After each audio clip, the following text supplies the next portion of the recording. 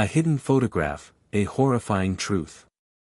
In a Virginia courthouse basement, a photograph lies forgotten, a secret nobody discusses anymore. It captures a 1932 wedding party. The bride? 14 years old. The groom?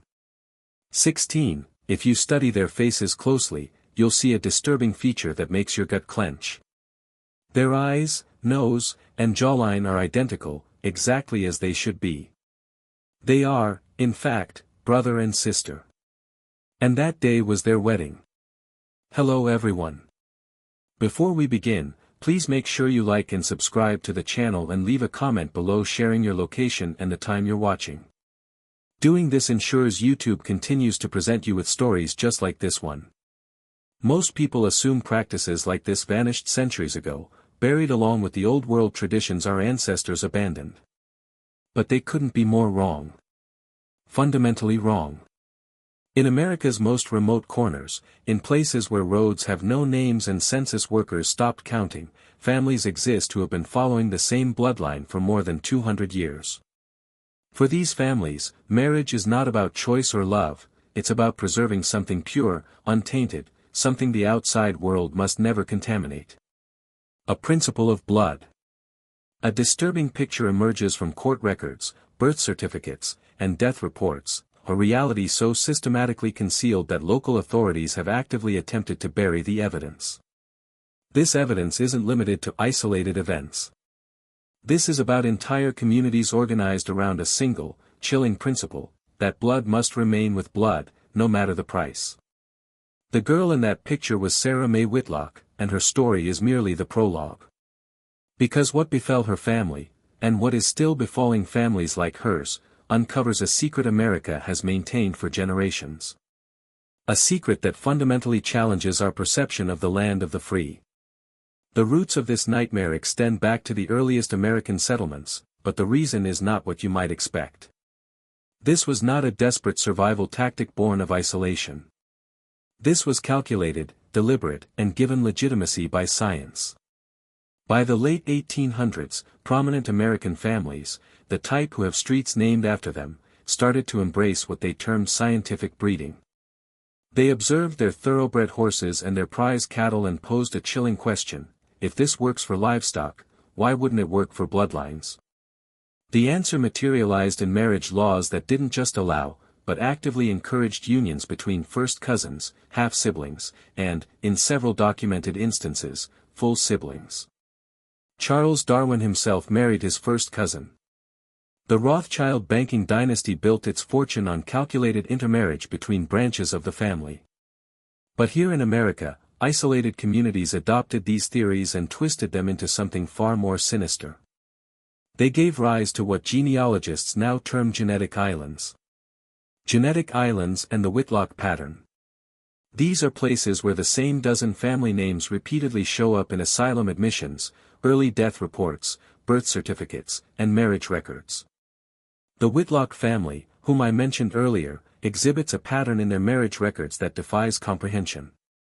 Between 1847 and 1965, 43 marriages were officially recorded within the family. 43 unions between individuals who shared parents, grandparents, or, in 12 documented cases, both parents. The local Presbyterian minister, who performed the majority of these ceremonies, maintained detailed notes in his journal, notes that remained in the church archives until they mysteriously vanished during a routine cleaning in 1987. Historical copies survived, and the writings of Reverend Malcolm Thorne about these families will permanently alter your view of American history. He documented children born with the family mark, distinctive physical traits that intensified with each subsequent union, appearing generation after generation. He wrote that bloodlines were so concentrated that family reunions resembled gatherings of the same person at various ages. Most unsettling of all, he described how these communities regarded outsiders not as potential marriage partners, but as contaminants who would weaken the purity achieved through generations of meticulous breeding. You might believe these customs ended with the Great Depression, swept away by social mobility and modern education. You'd be incorrect. The 21st century bloodline. In fact, genetic testing has shown that some of America's most isolated communities possess DNA patterns virtually impossible without systematic inbreeding that continues well into the 21st century. Dr. Elena Vasquez, a population geneticist who dedicated 15 years to studying closed communities in Appalachia, made a discovery that disturbed her so profoundly she refused to publish her results for over a decade. In 3 specific communities, which I cannot name due to legal constraints, she discovered such limited genetic diversity that the entire population was essentially one extended family. The statistics were irrefutable. This level of genetic similarity could only result from generations of deliberate intermarriage. Yet, the truly unsettling aspect of her findings was this. These weren't isolated mountain folk clinging to outdated traditions. These were educated populations with modern amenities, full access to the outside world, and the internet. They were making conscious choices to preserve what they termed their bloodline integrity. They had their own justifications, their own terminology, and their own intricate methods for arranging marriages that would protect what they perceived as their genetic superiority. The Fugate family of Kentucky became famous due to their blue skin, a genetic disorder that only manifests after generations of inbreeding. However, what documentaries often omit is that the blue coloration was just the visible symptom. Medical records from the 1960s show recurring patterns of deafness, hemophilia, and mental disabilities that appeared with clockwork regularity in families that had been intermarrying for more than a century. The cost of purity. Sarah Mae Whitlock, the girl in the photograph, lived until 1987. Medical records, accessed through a Freedom of Information Act request, paint the portrait of a woman imprisoned not only by biology but by tradition. With her brother husband, she delivered 11 children. 7 reached adulthood. Of those 7, 5 showed signs of what doctors delicately termed developmental irregularities. Before their 20th birthdays, 2 were institutionalized. But the most chilling detail in her file concerns her final interview with a social worker in 1983, when she was asked if she regretted anything in her life. Her response was recorded word for word, "Regret, honey. I gave my family the purest bloodline in 3 counties. My children are Whitlocks through and through. What compels a mother to specifically raise her daughter to marry her son? What convinces an entire community that genetic isolation is not just acceptable but superior? The answer lies in a psychological phenomenon that experts refer to as genetic fundamentalism. This is the belief that the purity of the bloodline is more important than individual choice, health, or even survival. Genetic fundamentalism. Dr. Marcus Olai, who dedicated 2 decades to studying closed religious communities, documented a pattern of psychological conditioning that starts in infancy. Children in these families are not raised with the possibility of marrying outsiders. They are instructed that their family line possesses special traits, physical superiority, spiritual gifts, or intelligence, that must be preserved at all costs. Marrying outside the bloodline is more than discouraged, it's portrayed as a form of genetic suicide. The Whitlock family possessed their own perverse version of this ideology.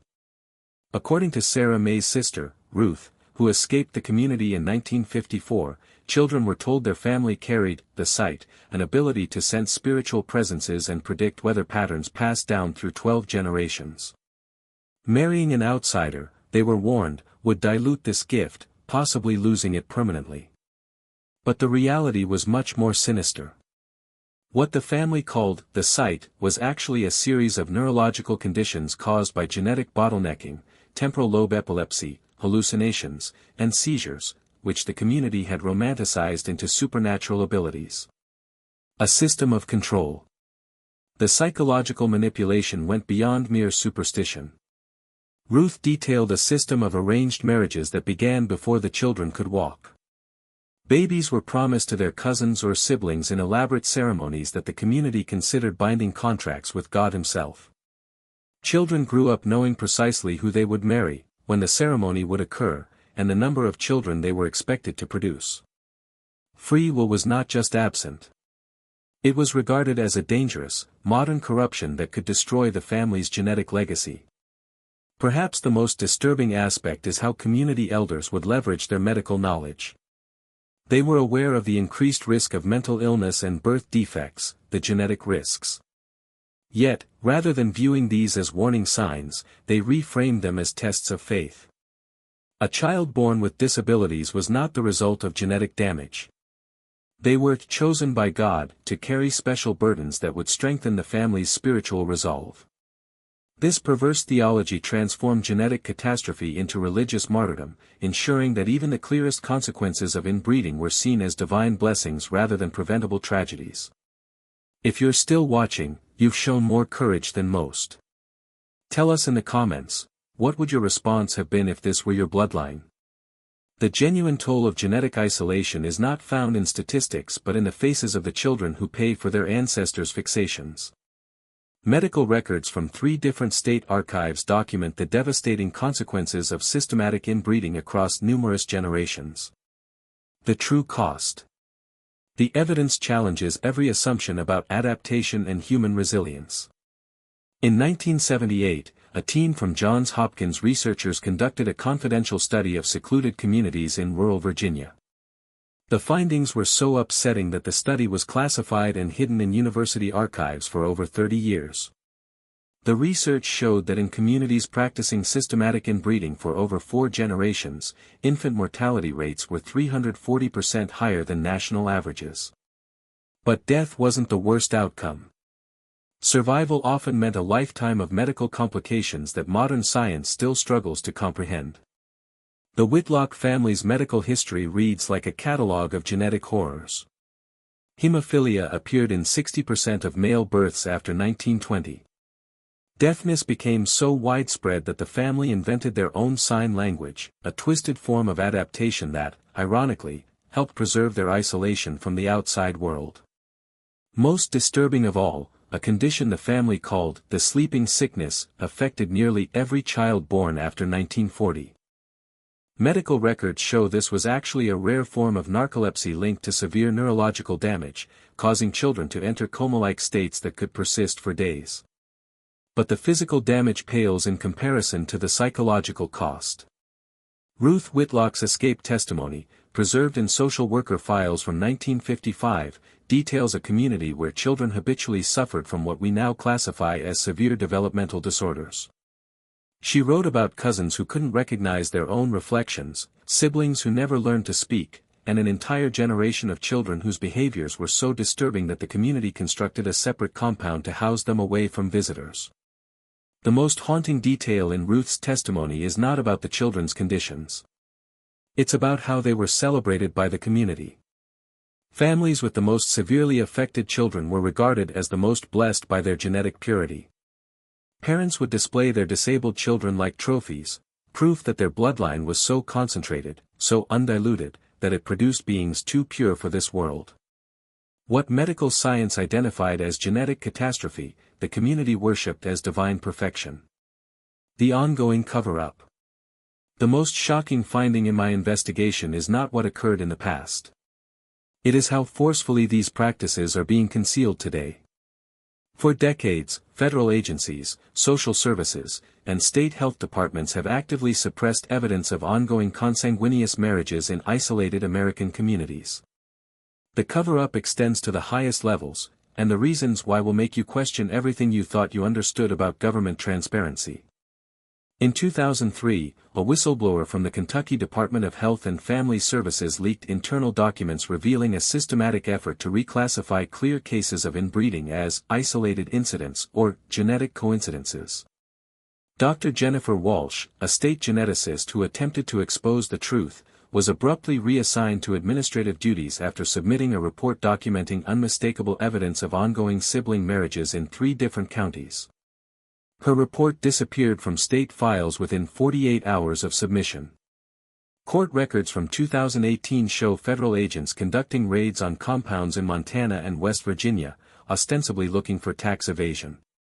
However, sealed portions of these documents reveal the actual objective: investigating reports of genetic crimes against children. The raids uncovered communities where DNA testing indicated genetic diversity was so limited that some families had been practicing brother-sister marriage for over 6 generations.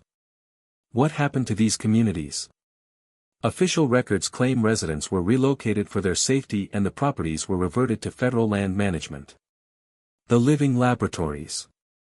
Unofficial sources convey a different narrative. The families were not dissolved. They were given new identities, moved to new locations, and permitted to continue their practices under federal supervision. Why? Because these communities serve as living laboratories for genetic research that certain government agencies consider too valuable to destroy. The Whitlock bloodline didn't vanish with Sarah May's death in 1987. Property records indicate that land purchases in northern Florida and rural Alabama have been made by buyers whose genetic markers are consistent with the Whitlock family line. Children born in these areas between 2000 and 2020 display the same distinctive physical traits that have marked Whitlock children for over a century. The practices have not ceased. They have merely become more sophisticated, more concealed, and more protected by agencies that have their own reasons for keeping America's genetic experiments alive. Most disturbing of all, genetic counseling records from the last decade show a troubling trend. Since 2015, requests for compatibility testing between siblings and close relatives have increased by over 200%. The requests are not coming from isolated mountain communities. They come from affluent suburban families with college degrees and professional careers. Families who have discovered that their pure bloodlines grant them advantages they are unwilling to dilute. As this investigation concludes, one question lingers. America in 2025. How many communities like the Whitlocks still exist in America today? How many children are currently being raised in 2025 with the understanding that they will marry their siblings to preserve bloodlines that should have ended generations ago? The answer is more terrifying than you can imagine. Based on genetic mapping data from ancestry companies, population geneticists estimate that at least 47 isolated communities across the United States show DNA patterns consistent with systematic inbreeding continuing into the current century. These are not historical oddities. These are active, ongoing genetic experiments happening in your state, in your time, in your country. The photograph I mentioned at the start of this video, Sarah May Whitlock on her wedding day marrying her brother, represents something far greater than one family's twisted customs. It represents a shadow America that coexists with the country you believe you know. An America where genetic purity matters more than human dignity, where children are property, and where government agencies look away. Because the alternative is acknowledging that we have never truly emerged from the darkest chapters of our history. Sarah May's great-granddaughter would be 23 years old today.